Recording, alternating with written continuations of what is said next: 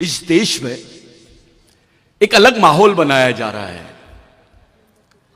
जिसका ये देश है, उस देश का 7/12 ही बदल रहे हैं लोग।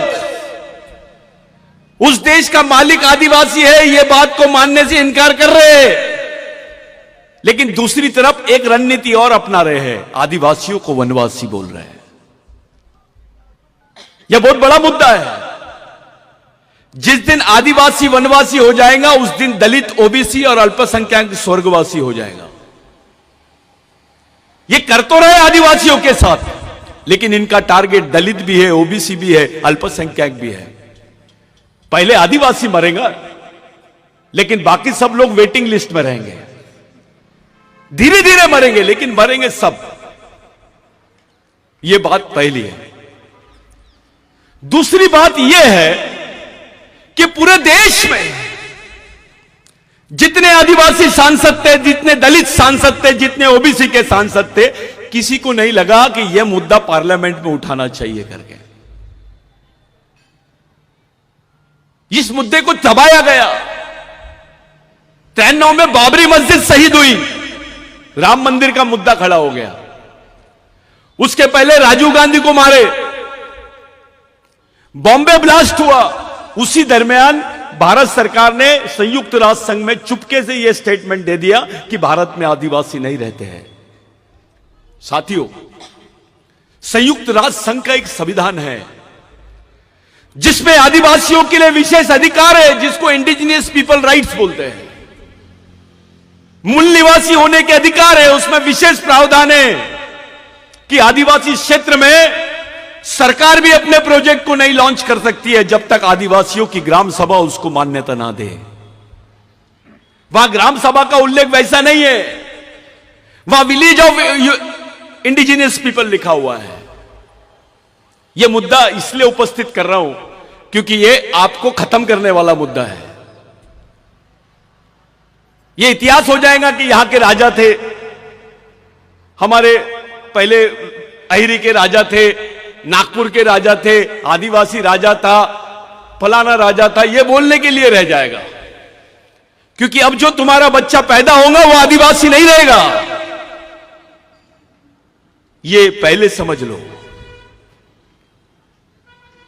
तुम जो सोच रहे हो, जो तुमको आज आरक्षण है, आप अनुसूचित जनजाति के करके नहीं है, आप आदिवासी हो करके है।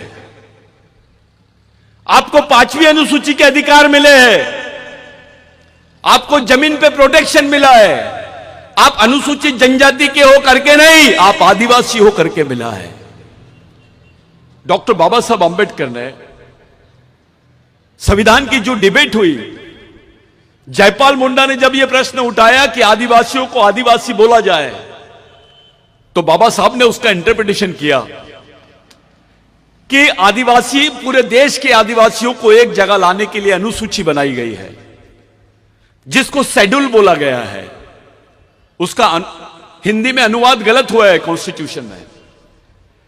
बाबा साहब ने बोला to consolidate, to make consolidate the tribes of India, all tribes of India, I am framing a schedule to define them who are Adivasis.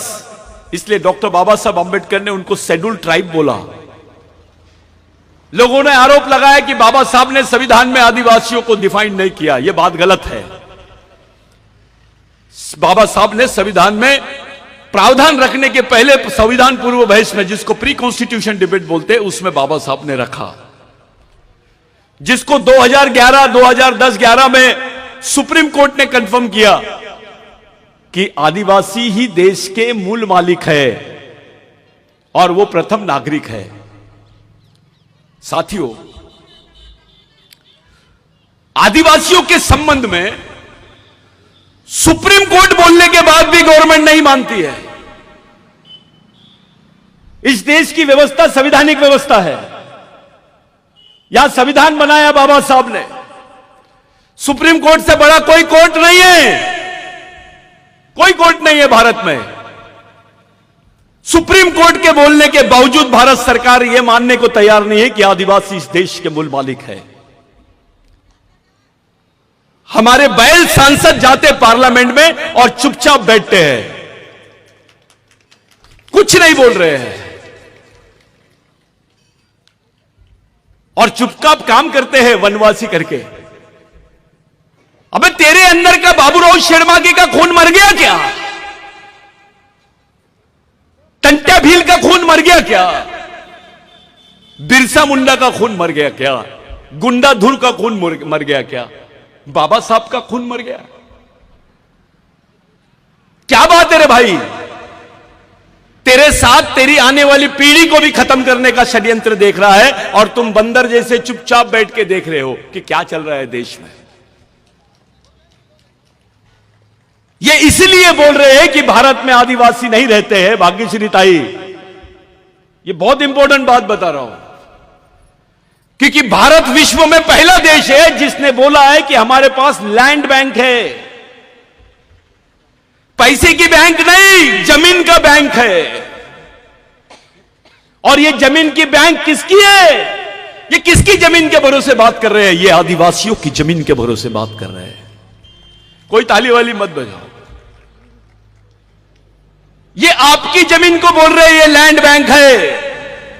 अभी आपके पास 25 एकड़ है, 10 एकड़ है, 15 एकड़ जमीन है। जिस दिन बोल देंगे भारत में आदिवासी नहीं रहता है, ये बात अप्रूव्ड हो गई, तो आपकी जमीन जिसका कानून बनाया गया था बिरसा मुंडा के आंदोलन की वजह से, जिसमें 1 लाख लोग मारे गए थे, सेकेंड वर्ल्ड वॉर में इतने लोग नहीं मारे गए जितने बिरसा मुंडा के आंदोलन में मारे गए।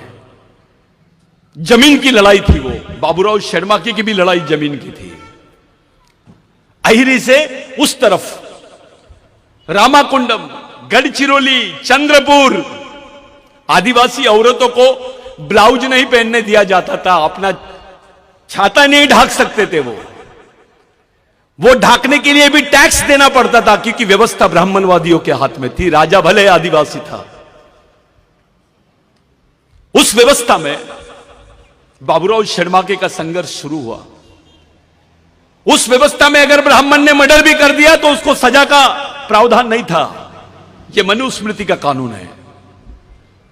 लेकिन जब आदिवासी विद्रोह हुआ, उस विद्रोह के बाद में यहां पर आदिवासियों को एक नाम दिया गया जो विश्व के किसी आदिवासियों को नाम नहीं दिया गया। उसका नाम है क्रिमिनल ट्राइब। गुनेगारी जमात। हमारा राजा भी था तो उसको भी क्रिमिनल ट्राइब बोला गया है। आदिवासी का बच्चा पैदा होते से क्रिमिनल ट्राइब है। आज भी बाबूराव शेरमाके का नाम शहीदों की लिस्ट में नहीं है, क्रिमिनल ट्राइब की लिस्ट में है। क्रिमिनल ट्राइब को शहर में जाने का कोई अधिकार नहीं था। अगर क्रिमिनल ट्राइब को किसी ने मार दिया, गुनेगार जमात के आदिवासी को किसी ने मार दिया, तो उस पर केस नहीं लगती थी। यह कानून था। राजा अपने थे लेकिन कानून दूसरों का चलता था। हमारे लोगों को इस क्षेत्र में, इस क्षेत्र को दंडकारण्य बोलते हैं। दंडकारण्य का मतलब यह होता है कि जिनको सजा दी जाती थी उनको यह क्षेत्र में रखा जाता था। आज भी किसी को ट्रांसफर करना है, कोई ऑफिसर ज्यादा वहां पर यह कर रहा है तो उसको गढ़चिरौली भेज देते हैं, अहिरी भेज देते हैं, आलापल्ली भेज देते हैं। ये कौन सी जगह है सजा देने के लिए? जिसको ओपन प्रिजन बोलते हैं, खुली जेल। खुली जेल यानी गढ़चिरौली। इस संघर्ष को अंजाम दिया था उस वक्त बाबूराव शेरमाके ने। बाबूराव शेरमाके अपने जमींदारी को छोड़ा, गोंड को साथ में लिया, माड़िया को साथ में लिया, दलित को साथ में लिया, ओबीसी को साथ में लिया, मुस्लिम पठान को साथ में लिया और आंदोलन छेड़ा। बाबूराव शेरमाके के आंदोलन ने ये जो पश्चिमी क्षेत्र है चंद्रपुर तक, वहां के दलित के पास, आदिवासी के पास, ओबीसी के पास, मुस्लिम के पास जो जमीन आई है वो बाबूराव शेरमाके के आंदोलन की वजह से आई है। उस आंदोलन के बाद ही तुमको सरकार ने जमीन के पट्टे दी। 1911 के पहले के रिकॉर्ड चेक कर लो। तुम्हारा भगवान कौन है? कौन से भगवान ने तुमको जमीन दिया? किनके आंदोलन की वजह से तुम्हारे हाथों में जमीन आई? उस वक्त तो आरक्षण नहीं था, उस वक्त कोई नौकरी के साधन नहीं थे, सिर्फ मजदूरी करते थे लोग। उसका साधन जिंदा रहने का यानी जमीन ही थी। वो जमीन भी हमारे पास से अब जाने वाली है। ये एमएलए भी रहेगा, मिनिस्टर भी रहेगा, क्लास 1 अधिकारी भी रहेगा, कलेक्टर भी रहेगा, तो उसका बच्चा आदिवासी नहीं रहेगा। इतना बड़ा षड्यंत्र आदिवासियों के खिलाफ में इस देश में हो रहा है। हिंदू राष्ट्र का मतलब होता है आदिवासी मुक्त भारत। जो इस देश को हिंदू राष्ट्र घोषित करना चाहते हैं, उसका दूसरा मतलब होता है आदिवासी मुक्त भारत, यानी बगैर आदिवासियों का देश। जब तक इस देश में आदिवासी है, इस देश का नाम कोई बदल नहीं सकता, क्योंकि उसका भूमालक आदिवासी है। ये आदिवासियों को ही हटाना चाहते हैं, इसमें कोई बचने वाला नहीं है। हमारे लोग कभी बोलते हैं ये एमएलए ने काम नहीं किया, वो एमएलए ने काम नहीं किया, वो देख नहीं रहा। ये तो छोटी बात है। ये देवेंद्र फडणवीस सरकार ने बोल दी कि 75,000 बोगस को नौकरी से नहीं निकालेंगे। 75,000 बोगस को नौकरी से नहीं निकालेंगे, ये स्टेटमेंट दिया तो हमारी आंख खुल गई। ये तो गलत बोल रहा है। तो पहला सवाल तो ये है, ये 75,000 बोगस आदिवासी कैसे बने? इनके पास सर्टिफिकेट किसने दिया? इसके बारे में कोई बात नहीं करता है। एक ऐसा आदमी जो तुम्हारी सर्टिफिकेट लेता है, जाति का दूसरा प्रमाण पत्र बना के झूठा प्रमाण पत्र बनाता है ऐसे, और वो तुम्हारे नौकरियां लेता है, उसका उपभोग करता है, ऐसे आदमी को तुम लोग बोगस आदिवासी बोलते हैं। लेकिन तुम्हारे समाज में ऐसा आदमी भी है जो तुम्हारा ही आरक्षण लिया है, कलेक्टर बना है, मिनिस्टर बना है, आमदार बना है, जिला परिषद सदस्य बना है, डॉक्टर बना है, इंजीनियर बना है, और समाज के बारे में नहीं सोचता है। तुम्हारा ही आरक्षण लिया है, तुम्हारा ही भाई है। अगर वो बोगस आदिवासी है तो ये गद्दार आदिवासी है, जो तुम्हारे समाज के बारे में नहीं सोचता है। थोड़ा पढ़ लिख लिया तो नागपुर भगता है, शहर में जाता है, बड़ा बंगला बनाता है, टीवी और बीबी में रह जाता है। उसको समाज से कोई लेना देना नहीं है। एक आध बार चंदा दे दिया तो उसको ऐसा लगता मैंने बहुत बड़ा काम कर लिया। अबे तेरा बच्चा आदिवासी नहीं रहेगा। अपनी औकात थी क्या यहां बात करने की? जब तुम आदिवासी ही नहीं रहोगे तो तुम्हारा क्या होने वाला है, थोड़ा सोचना शुरू कर दो। तुम्हारी पहचान खत्म, तुम्हारा अस्तित्व खत्म। जैसे अंडमान निकोबार में आदिवासियों को देखने जाते ताई और ऐसे ब्रेड के टुकड़े फेंकते हैं। वो बच्चे बिगर कपड़े पहने नंगे हमारे आदिवासी लोग आते हैं सामने, जैसे जानवर को रोटी देते हैं। उसको म्यूजियम बोलते हैं, आजाद घर बोलते हैं, कि बताते देखो ये ऐसे आदिवासी है। ये गढ़चिरौली में भी चल रहा है। गढ़चिरौली में आदिवासियों के नाम पर इंटरनेशनल फंड आता है। आदिवासी को मालूम ही नहीं कि उसके नाम पे कौन फायदा उठा रहा है। जितने आदिवासियों के संगठन गढ़चिरौली में नहीं है, उतने यहां पर एनजीओ है गैर आदिवासियों के। वो कमा रहे आदिवासी को दिखा दिखा के। मैं मुद्दे से हटके बात कर रहा हूं। 13 साल की आदिवासी लड़की अपने हाथ में बंदूक पकड़ती है, टीवी पे दिखाता है कि यह नक्सली थी, यह लड़की को मारा गया है, यह इसकी उम्र 13 साल है। समाज का कोई आदमी उसके बारे में बात नहीं करता कि आखिर क्या बात है, यह 13 साल की लड़की ने अपने हाथ में बंदूक क्यों पकड़ी। कौन सा समाज है तुम्हारा? कौन है तुम्हारे समाज का चालक पालक और मालक? किसके इशारे पे चलते हैं आप? कौन सी व्यवस्था है तुम्हारे पास? यहां का बौद्ध भाई डॉक्टर बाबा साहब आंबेडकर का लिखा हुआ ग्रंथ अपने बच्चे के हाथ में देता है, जिसको बुद्ध और उसका धम्म बोलते हैं।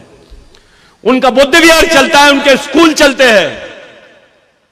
भिक्खू काम करते हैं।